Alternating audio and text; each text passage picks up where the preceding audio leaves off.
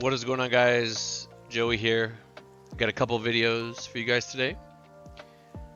First up, if you guys can see over here, I wanted to go over some really simple, easy RPE tips for beginners. Now, in general, some of the concerns around RPE is that the lifter is gonna overshoot or undershoot. Typically, it's overshooting. They can undershoot as well, so I'm gonna try to help you guys through that. Let's say you're a new lifter and your coach is gonna have you, or they say that, hey, I want you to start to get in the habit of learning how to do RPE. So they're gonna give you something like this, right? I'm just giving you guys a really basic example.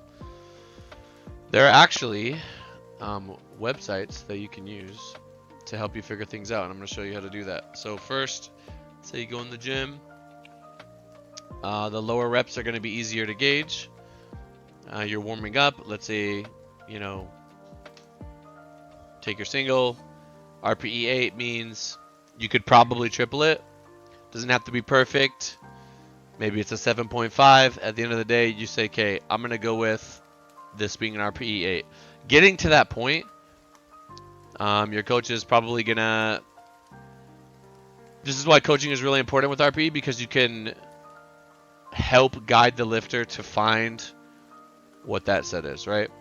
So let's say you agree upon a weight.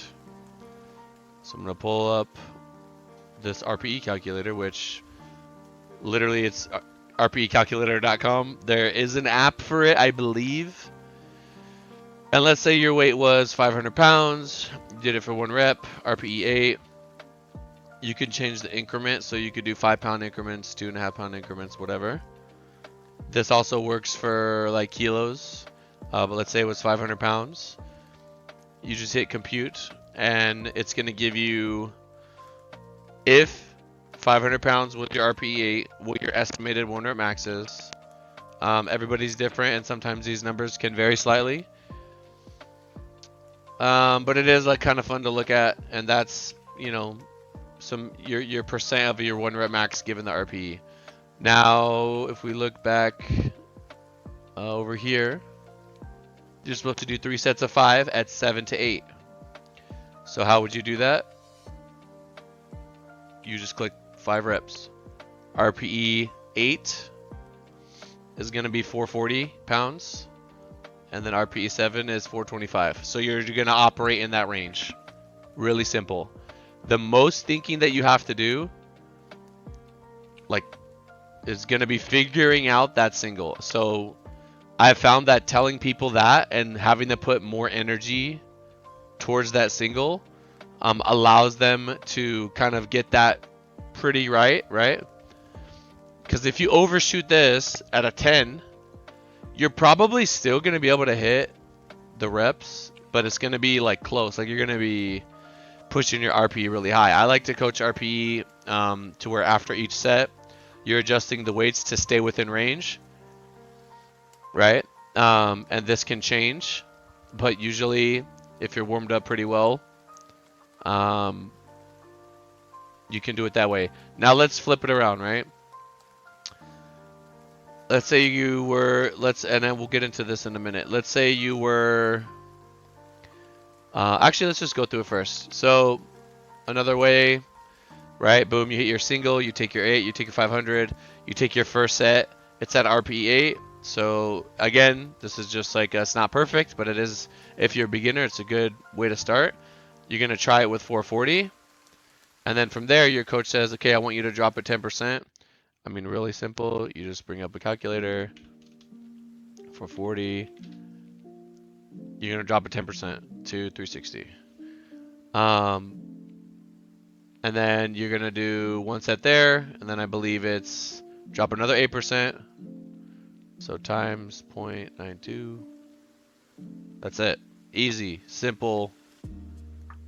Sometimes when you do this, do it this way, your coach might ask you what RPE did that feel like.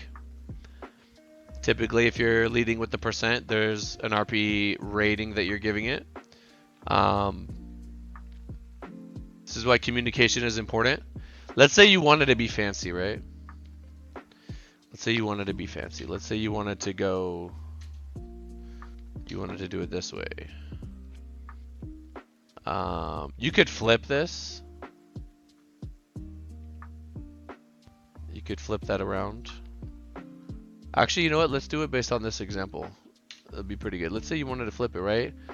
You wanted to hit that fatigued single, right?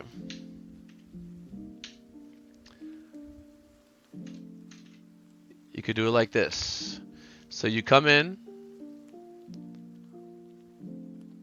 This might be a set weight, but let's say it's not. You come in, you want to hit your set of 8. So for this lifter, it's going to be, 440.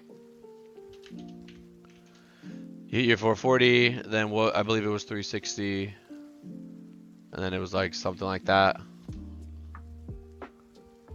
Let me double check that, make sure that's not wrong. Yeah, it's fine. Something like that. Who cares, right? Let's just say that. Set of 5 RPE 8. Compute. Oh.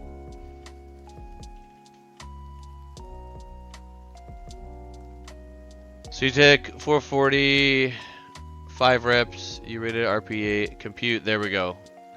I knew I was off. Alright. So you're going to get like the same numbers, obviously just going backwards. If you're supposed to take a single at 8 after all of that, that work is going to fatigue you a little bit, so I would take it down a little bit. I'd put like 7 to 8, so I'd put the range 485 to 500. So it would end up being 485 to 500. There you go. And the range is just to account for you're probably going to feel some fatigue. And that's basically a way for you to kind of figure it out. Now the best way to do this, in my opinion, is just going to be to learn RPE really, really well. So you're going to, like, it was funny, we were reverse engineering one of my workouts, like trying to figure out if we use similar load drops, what it would be. So I had a day when I came in the gym and I hit 600 for 8 reps. I rated it at like an 8.5. 600 for 8 reps. Dang, look at that 1 rep. Look at that 1 rep, estimated 1 rep. Pretty good, pretty good. Anyway, we came in, we hit it like that. I want to be safe. Let's pull it down half RPE, right? And then I wanted to do a back down set.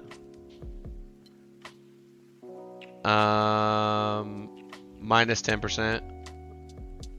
So minus 10% off of that 600. It's 540, right? Which is gonna line up with this. And then I dropped it again to like 500, which is gonna line up with around 8% of a around an 8% drop. And that was just me on like my intuition, how I was feeling, what I did on that day, just based on my own instincts and how things kind of felt. Plus, when you're taking the plates off, like, it's easy to load 540 and then 500. So, it's this is a little bit more specific, and I think it does help. I personally like it better the other way, because the lifter only has to focus trying to get an accurate single, and then they can come over here and use this. Now, RPE doesn't have to be perfect to be effective. There's going to be times when you come in the gym and this number is like a little weird. It might start to feel like maybe you're not as warmed up as you are when you get to these numbers. That's why some people like doing it reverse. But there are going to be days when this number absolutely goes up because you feel good, right?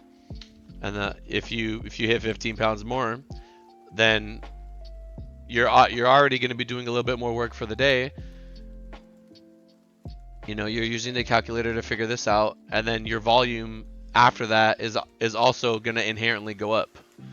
But I'm also cool with, you could cut this set out if you feel like you're going to need to drop it more than that. Because it's at that point, what are we really doing? I have velocity tracker here. Some people really like it. If you need another way of feedback, if you need another way of getting some sort of a number or a reading, you can use the velocity tracker to kind of help reinforce your subjectiveness, like what you're actually feeling. It is a machine that is giving you a rating, but it is also really expensive and you don't need it. I think over time, the more that you learn your body, you probably don't need any of this. You could just operate with a range and be fine. I believe it was that. If the single was 500, you could just work with something like that. And like I said, it's gonna take time to get there. It's not something that people just get out the gate. But I have actually had tons of beginners learn this rather quickly, and do really well with it. But I think the most important thing with RP is the coaching. You have to coach on top of it. You have to guide people. You have to show them the direction that they're supposed to be going, or kind of slightly pushing them in that direction over time. There's going to be times when you overshoot a little. There's going to be times when you undershoot a little. But over time, it's going to get better, better, and better. And I mean, truthfully, if you're operating in the RPE 6 range and above, you're going to get gains from like pretty much anything that you're doing. As long as that RPE is raising slightly throughout your workout. But yeah, and we could get into when your technique gets better, things may get easier, and as you gain weight, all of these numbers are going to be out of whack all the time. That's why if you start a block with a set number, I don't really like doing that too much because there's too many variables that could change. But at the end of the day, programming is like a moving machine. It's like a living thing because it's based on you, a living thing, right? And there's gonna be times when you have something like this planned and you're really beat up, to the point where you just scrap everything and you just make it an easy day for the day. Maybe your single was a 9 with like 440 and you're like, dang man, I'm cooked today. So I'm gonna keep it real nice and easy. And then in terms of programming, the more that you do this, the more it becomes like second nature, the more that you start to figure things out. I still think the coach's feedback, a true master of of RPE, is probably going to be the best way. Again, it's interesting because it's a broad-ish kind of range, but you're operating in the space that you need to be operating in order to move to where you want to go. But then on meet day, you can end up being extremely precise based on all those data points from all of training. So it's very interesting. But anyway, I just wanted to kind of make that little video. There's people that are like really scared of RPE for some reason. And I'm like, man, if you could just try to get that RPE on that single, you can make the rest of your work pretty simple. For things like lat pull downs and like a close grip bench, obviously you're not going to have a max for that to go off of. You could mess with the calculator for like reps, but I don't think it's that big a deal. Anyway, guys, thank you so much, and I'll see you guys in the next one. Peace.